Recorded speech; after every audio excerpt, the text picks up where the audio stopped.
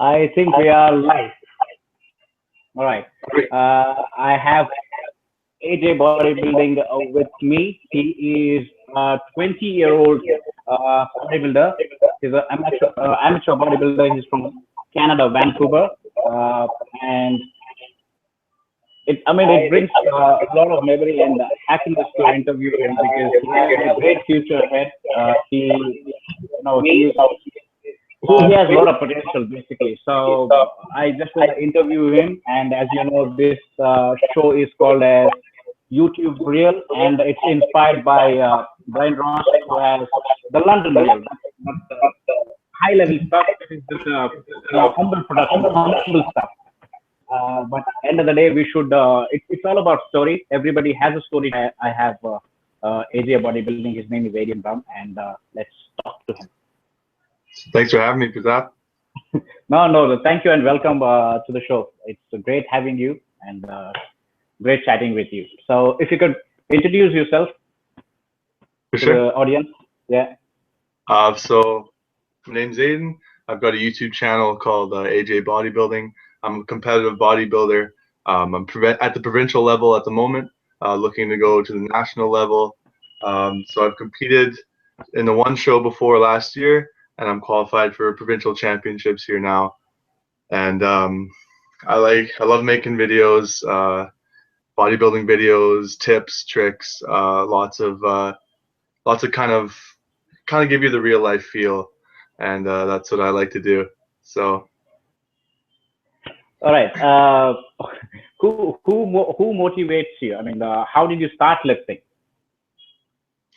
Well, there's a few different things that go into play there. First of all, starting way back, one of my old childhood best buddies, his dad was a very renowned bodybuilder where I am, and almost at the professional level. And I used to always look at the trophies and the pictures of him, and I used to watch a lot of wrestling, WWE, WWF. And I think more of WWF back then. yeah. And I was always just fascinated with the guys, the muscle men, or I wanted to be larger than life. And I didn't I didn't think anything of it until the ending of high school, when I was playing football, and so the physicality was there, and I was taking a class in high school. It's a weightlifting class, and that's when I really found my love for training. And it wasn't until I graduated and I started college that I really started getting into the bodybuilding thing. One thing that really motivated me is it's almost 2 years ago. 2 years ago now, the doctors had found a cancerous tumor in my neck, and I had to have it removed. And although I didn't have extensive treatment like someone else would, it really hit me hard, and it impacted me. And I was always afraid of the kind of thinking about, if I had done all the treatment and lost all the weight and everything like that. And it really motivated me to really train hard, and it was kind of a life-changing experience for me. Okay. All right. So that was after you competed or before you competed?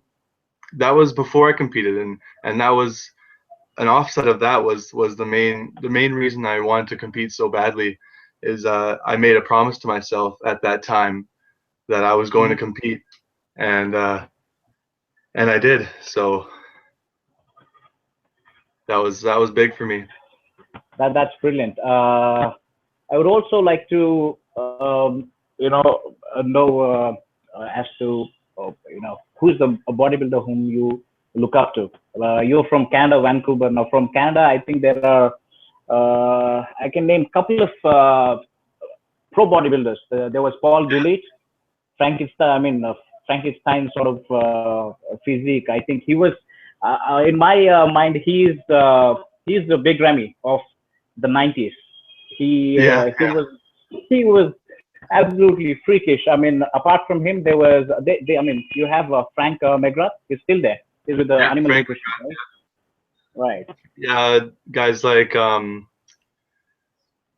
yeah. So Frank McGrath is a big one for sure. There's a few on the almost professional stage that are really coming into light, like Regan Grimes is Mm-hmm. one of them.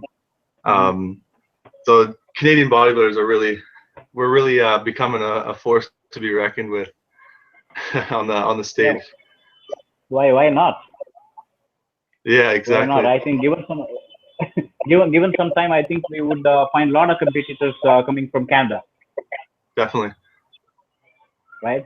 Um, If you could also share your experience of competing, how was it, and what was your training schedule and routine, and how about that? I mean, you need not get into specifics, but probably you could just tell what are the things which you followed.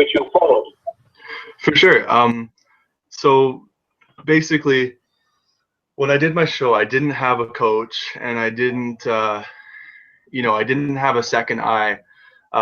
So it was really just me on my own from my own knowledge I've gathered, and for me, I really aspire towards the golden age of bodybuilding. Okay. I like much like yourself. So you mentioned earlier what my biggest inspirations are. For sure, for bodybuilding, it would be Arnold Schwarzenegger, of course, Right. Lou Ferrigno, because Yeah. these guys are tall guys like myself. So Lou No, Ferrigno is I the mean, same height you as cannot me. you cannot say quite quite yourself because Arnold was 6'2". Probably you can say Lou Ferrigno because he is 6'5", and you are a very big dude. Definitely, definitely. 6'5". You're 6'5". It's very hard to pack on the size at that height. And my favorite current bodybuilder as well is Evan Centopani. Again, another tall guy. Um, Yeah. but so pretty much, aspiring towards the golden ages, I still have a an Arnold's Encyclopedia of Modern Day Right. Bodybuilding, a classic Right. book. And honestly, I read that every single day, and I seriously followed that to a T.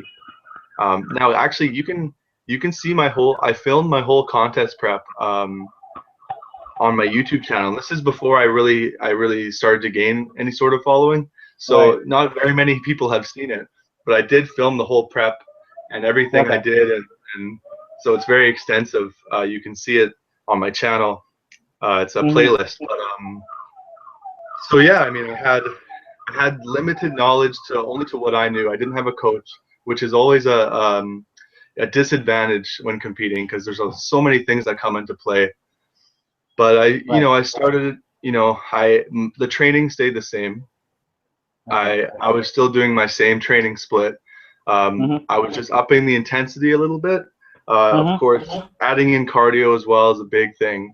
But I Okay. didn't want to overdo it because I can shed weight pretty quickly, pretty Right. rapidly. So I never overdid the cardio. Um, Mm-hmm. and then for me it was all in the diet. So for me it's about manipulating carbs. Okay. Fats and my proteins stayed the same the Okay. entire prep. Mm-hmm. It was just the carbs, and by the end of it, see, this is this next time around, I want to be able to do this differently. I had Okay. um, I was by the end of it, I was on no carbs at all, which Right. I never really recommend. You should still always have a little bit of carbs in there at least, because it's your body's main source of energy. So I was working at the time. I was working a labor job very early Mm-hmm. in the morning, Okay. and honestly, it affected my job quite a bit. Um, Luckily for me, my boss was a former bodybuilder as well, so Oh. he totally understood what I was going through. So Okay. some days I had to just I was like, look, I'm so tired. Give me 5 minutes. and he was totally cool with that, which I was lucky. And you know, it is very straining on relationships, and it takes a mental toll on you for sure. For me, the thing that was the biggest for me was the mental. And I had a kid email me the other day, and he asked me, Mm-hmm. am I ready to compete? Right. And you know, it's a very broad question. So I emailed him back and I said, first you got to ask yourself, are you ready to compete? Because competing is either you're in or you're out. Yeah. You have to if you're in it, you have to give it 110%, and you can't be in it for any wrong reasons. You got to do it for yourself, right? Right. So, you know, I find so many people, they do competitions for sponsorships, or, you know, just Just for the for the fame. wrong reasons, in my opinion. Yeah. Yeah. And, you know, So, you really want to, yeah, go on. Sorry. you know, you really just want to be able to do it for yourself, and you want to be able to give it everything you got. Absolutely. Absolutely. Either as as as Arnold says it, I think in German something like Wünschen Dunschen, which means if you go all the way and do it, irrespective of the obstacles, and if you don't, forget about it. Exactly. Exactly. Right. I think you relate more to the old school bodybuilding. Like you said, you had a labor job. Even if you look at Sergio Oliva, he literally worked in a steel mill for 13 hours a day, and then he used to go and pump iron. Definitely. And Arnold, you look at Arnold, Franco, Colombo, they work together as bricklayers. Yes, It's funny, they talk a lot about that in this book, about they do. They how do. you know, that's how they got their tan and everything as well, from back in the day, is being out in the sun and doing their heavy labor and whatever. Have you read the new book, Arnold Schwarzenegger? I mean, it's not new, but you know, uh, it's more of his confessions and stuff, which came out, I think, a year or 2 years ago. No, I haven't. No, I Uh, haven't. it's a very good book because he talks about his struggle. If you read through read through initial few of the chapters, he does explain how difficult it was for him. It was not like a walk in the park, uh, as people like to say, or something like that. But it was very Yeah. difficult for him initially when he came in, and the kind of difficulty he had to go through. The same sort of the bullshit what you see with the promoters or anybody. He still faced that, being such a big bodybuilder at that particular point of time. So that the politics, the stage politics and the competition politics existed back then. It does exist today, but it's just that the number of people who compete are more. It's widespread to more other countries, whereas back in his day, probably it was more of Europe, America, and I think I don't think there were much people from Middle East. So it existed all the time. It was always there. Yeah. And you know, you talk about how he said it was difficult, right? And that's something I think that people overlook nowadays is, you know, with all the, you know, there's flexible dieting, if it fits your macros, the whole craze. Right. People are looking for an easy way to compete. And I mean, the thing is, it's not easy. And I don't know if you know who Fuad Abiad is. He Yeah, yeah, yeah. that's another Canadian bodybuilder there. Um, Right. but he made a post the other day, and it's perfect. He was saying, you know, this is not easy, and you do it out of the love for the sport, right? Yeah. And I find that what you gain mentally from Hmm. bodybuilding and the preparation of bodybuilding is far Right. greater than the physical side. Being, Absolutely. you know, Absolutely. and being able to put your body through the limits and really push yourself day in and day out. Wake up every morning, to early morning cardio, and all the rest is really, it impacts your mind quite a bit, and positively as well. I mean, it has beautiful effects. You know, when you're doing it and you're on schedule, you have all the positive energy. But when you come off of it, and I wouldn't say lazy, but I would like to say you lead a lazy life, no exercise, just be a couch potato. Definitely. That's the time when you miss it the most, and especially you miss that high and also that energy, right? Yeah. So I think everybody should exercise in any form or other, whether it's pumping iron or probably swimming or even running like marathon. They should do something or the other. I think I it's a definitely gift agree. to have a young body. If still your say 40s, in your 40s, you can have a pretty good body and enjoy life. And that's just it. I know a lot of guys that are in their 50s even, guys and girls who they look tremendous, they look great, and it's not what so much as what they look like, the way they feel as well, and that's important. They say you have a biological age and a chronological age. Mhm. Your chronological age is what you actually are. Your biological age is how you feel Right. and how you look, right? Yeah. I mean, you So have Robbie Robinson. You have Robbie Robinson. You have Ed Coney. I mean, Ed Coney, unfortunately, he had health issues, but I think around 65, 65 or something, he was still, in pretty good shape. And definitely. when I say good shape, he could put probably a 30-year-old guy to shame. Exactly. And I mean, on the note of Ed Corney, that's one of the best bodybuilding posers of all time. 100%. Yeah, And you also told about Buttle Fox. He made a video of it, and then you actually shared a video which was shot when you were posing, right? definitely. That's what's cool about that is that's from one of the shows that I mentioned earlier. My old best buddy, his dad. That's the show that he won. Berto Fox was the guest poser, and Rich Gaspari as well.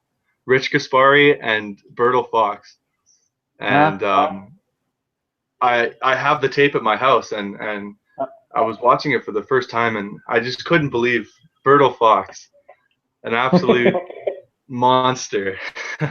And that's exactly what my friend's dad will tell you. He said, that this guy had the biggest arms that I've ever seen in my entire life. Like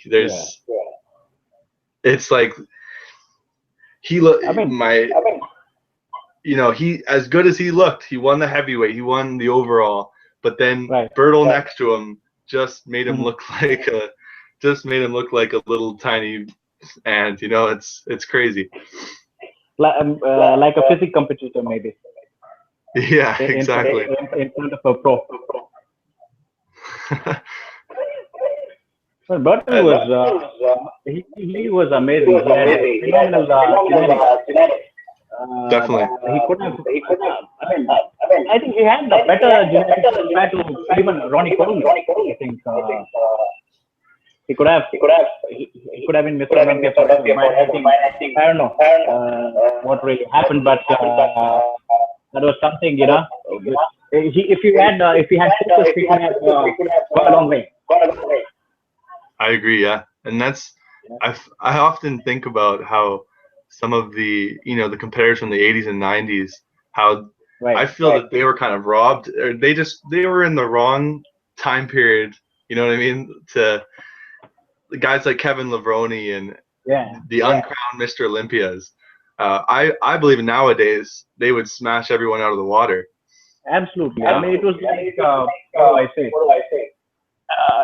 It was like they were in the right period, but too many of them were on that particular stage. That was the main problem. If Flex, Kevin, and Ronnie, they all had, I think Sean Ray for that matter, all of them were to have like 3 to 4 years gap. All could have been Mr. Olympia. Definitely, exactly, yeah. And I think that you know, as good as Phil Heath looks, I've seen him guest pose in person. He looks phenomenal. But as you know, as good as he looks, as good as Kai Green is, you know, and the rest, I believe that, you know, Kevin Levrone and the rest would beat them, and that's just, and it's you know, it's upsetting because they couldn't have that chance back then because of guys like Ronnie Coleman and Dorian Yates and the rest. So I mean, just look at your statement. I mean, you took just two names, couple of names. That's Phil and Kai Green. Whereas if I want to tell me about 94 Olympia or 1990 or 1993, you would have given me at least 6 to 7 names, or even top 5 names. You could have said, oh, he could have won, or he was good. But in today's bodybuilding, you're only able to give 2 names. Exactly. I think what's upsetting is you know, it's great that bodybuilding now is getting such a big attention, and you know, with social media and everything, it's really getting big and getting out there. But I find it's the unfortunate side is that we're losing the camaraderie that came along with it back in the day. You know, you look at, I mean, for example, Ronnie Coleman and Jay Cutler competing against each other in the Olympia in the 90s, and the camaraderie they had on stage, and they were having a great time together. And you know, Franco, Colombo, Arnold, they really, it was a close-knit community, and everyone built each other up rather than took each other down. And I find that today it's a little negative, and you know, it's really missing. You know, you have Kai Green and Phil Heath, and you know, they're dissing each other. You know, they're not. It's not the same kind of friendship as what it once was. Right. Which is upsetting. You know, it's bodybuilding was at one time such an awesome subculture to be a part of. You look at pumping iron, and just the way everyone interacted in the gym and everything. But nowadays it's more, you know, you're getting stare downs from people while you're lifting, and you know, there's a lot of judgment being passed around. So I mean, okay, so what kind of physique do you aspire, or do you know, think of presenting in the coming contest, which you're going to compete in June or July, right? Yeah, May, June, and July. That's 3 shows coming up. So for me, you know, again, it's about the classic look, and I feel that when I competed the last time, and since again I didn't have a coach, and I did the diet on my own, I came in a little too flat. I lost a lot of size, a lot of muscle, which this time around I'm looking to hold on to a lot more, but get that same kind of conditioning. So for me, it's really important to have the tight waist, you know, and I really want to be able to bring back a more classic feel, and for me, I find that too many people were losing that sort of conditioning of bodybuilding that once was, and that's what I try to bring when I compete, because I see so many guys that come on, and yes, they're big and they're full, but they're watery and they're not lean, you know, and so that's, for me, it's really important. But I definitely want to be, you know, last time I was 252 pounds by the start of my diet, and then 189 when I competed, and 189 pounds at 6'5". It really didn't look the way I wanted it to. I didn't have enough size. So this time around, I want to be able to, you know, be at least 198, maybe 200 pounds at that same level of conditioning. So. Okay, I want to ask you another question. Now, since you want to like hold on to the size, the build size, uh, I mean, how do you train? Do you like go on a strength building phase, like more like 5 into 5 and those stuff, or have say if you're training 5 days a week or 6 days a week, do you include a heavy day where you do like probably bench, deadlift on those major lifts? Do you go heavy so as to show the settle down system? Do you go by that, or you train like high reps, high volume? How do you train, and what works better for you? Definitely. I personally, I feel that when you, especially dieting, when you're able Mm-hmm. to keep up the strength as much as you can, you get Mm-hmm. a different sort of a look, a better look, in my opinion, a fuller look. Mm-hmm. So my mistake, my last prep was that I did exactly that. I did high reps.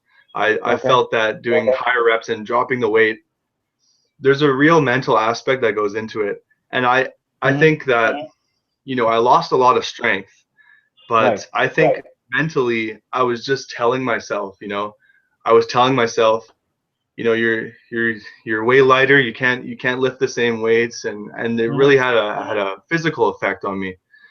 Right. But I think this time around, I really want to still incorporate my heavy deadlifts, my heavy squats, Mm-hmm. heavy bench, things of that nature, and really focus on the main lifts as well. Um, Right.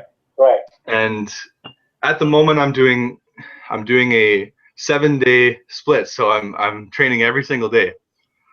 And Okay. So what about? Sorry, I mean you can answer this question once you finish. I want you to talk about rest and recuperation as well. Since you said you train 7 days split, you can finish the part and then answer this question. definitely, and that's exactly it. When I tell people 7 days a week, they look at me weird, and I have my reason for that, and that's Okay. basically that, especially when you when you bodybuild naturally, Mm-hmm. um, it's really important to stimulate your muscles as much as you can. And studies have said that protein synthesis as a natural only lasts up to 48 hours. Um, Right. so I try to train each muscle group twice a week, and because of that, it accounts for 7 days. Now, Mm-hmm. I don't always do 7 days. If I need a Right. rest, I'll take it. That's the way I do it. Um, Okay. but I do, I really do feel that rest and recuperation is very important.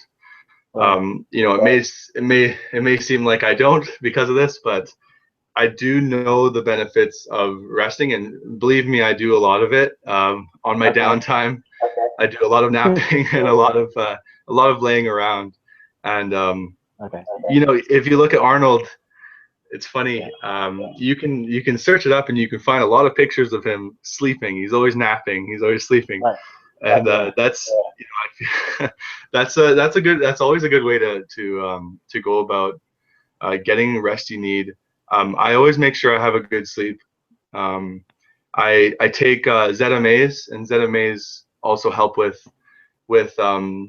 the quality of your sleep and Mm-hmm. increasing deep sleep.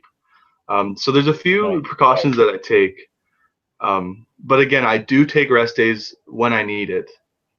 Mm-hmm. So again, the reason is to be able to hit every muscle group twice a week, and it's worked for me, and I haven't.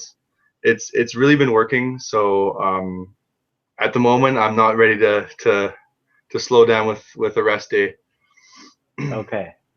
Another question. Uh, Schwarzenegger or Dorian Yates? Those are two different, what do I say, school of thoughts. Now, Schwarzenegger is all about high reps, high volume, right? Probably 6 days a week of training.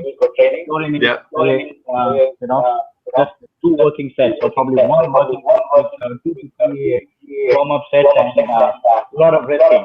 So, which school do you study in?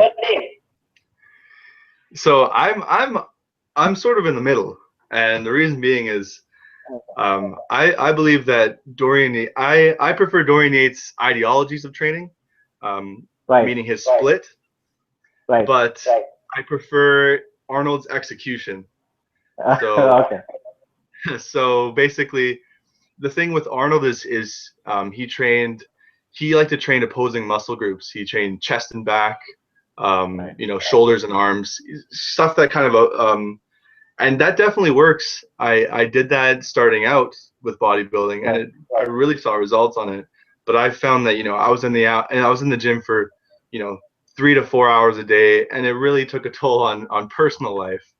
Okay. Whereas Dorian Yates, he does more of a split as I do now. He'll do a back day, chest day. He splits it up like that, and I prefer that sort style of training. But Mm-hmm. again, at the same time, Dorian Yates did a lot of kind of didn't pay too much attention to form. He did a lot of kind of reckless training, I guess you can say. And Yeah. that's good sometimes for a certain extent, but I like the way the old school bodybuilders went about their training, and everything was full form and everything, and that's what I like to do as well. Right. That's great. So, anything else you want to share? As in anything which are any other plans which you have in terms of bodybuilding, competing, probably moving to US or something like that. Yeah. So we've like we said, I have 3 shows coming up, Right. and this is actually my last year to compete as a junior. The Mm-hmm. junior cutoff is 21 years old. So after Okay. this last show in July, this will be it for me for juniors. Mm-hmm. So my goal, actually, I've been talking to a lot of different people within the industry, and everyone, they believe that I should give the classic physique a go. Okay. Especially judging from my height. Right. Yes. Um, but I feel that as a junior, I stand Mm-hmm. well. But on the Okay. men's open stage, Mm-hmm. I Mm-hmm. do have work to do. So I believe that once I'm done this year for juniors, I'm going to Okay. take a couple years off of solid off season and Okay. really get the size that I want, and then Mm-hmm. give classic physique a try. So and whatever happens. I mean, if best case scenario, I can make a living off of what I do. Um, but this will always be a passion of mine, and whether finances or anything else is involved is irrelevant, because this is what I love to do, and I'll always be doing it. So Right. I mean, I mean, given you are, dedicated and you do well for the next 2 years when you're gonna take off and everything falls into place, I don't see why you cannot do well and why you can't be a force to be reckoned with. You never know until unless you step into the water and you take the first step. So why not? And definitely, you got all the genetics and the height, so it's just a matter of time. for sure. And that's something that's important, and I feel that um, I want to say to the people out there that if you want to compete, I say you should compete. And um, again, you have to be totally in, and you have to be. But I know so many people who look back on their lives and they say, oh, I wish I competed, or I regret. And Right. I mean, it's a hell of an experience. It's an awesome experience, and you become richer for it. And I think that if you are, if anyone's out there listening, and you're thinking about it, definitely give it a shot. And if it's not for you, it's not for you. But um, like I said, it's the benefits you get from it are mentally and as well as physically as well are something that's it's hard to explain. Right. It's very it's very special. So Absolutely. Uh, all right. I mean, I wish you all the well, and it's been a pleasure having you on the show. I mean, it's just a humble one. It's more like a humble podcast, but I wish you all the best for the future, right? And and certainly people who are in YouTube fitness community would certainly follow your journey. I would link your YouTube channel's link in the description, and I request everybody to uh, sub to your channel and also follow your journey. More to, I mean, more than subbing, I think subscribing it doesn't. I mean, it's not a big deal. It's more to listen to one story, follow their journey. That's where I see YouTube being such a great platform. It's all about sharing your story and sharing your journey. Definitely. That's what it makes great. It's not about having like a 10K subscriber or a 100,000 subscriber. It doesn't mean anything if people are not tuned into you and don't That's emote to you. totally the truth. And I think that, I've said it before, is I would rather have 10 loyal subscribers who are watching my videos and commenting on my videos than 1,000 that don't even pay attention, right? Right? So, Yeah. well, thanks a So lot, Pratap. I really appreciate no, it. no problem. And I mean, it's been a this is pleasure. an awesome idea.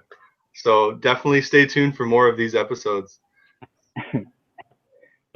Thank you, and I wish you, very best in life and in your uh, quest to become a pro. Definitely, same to you.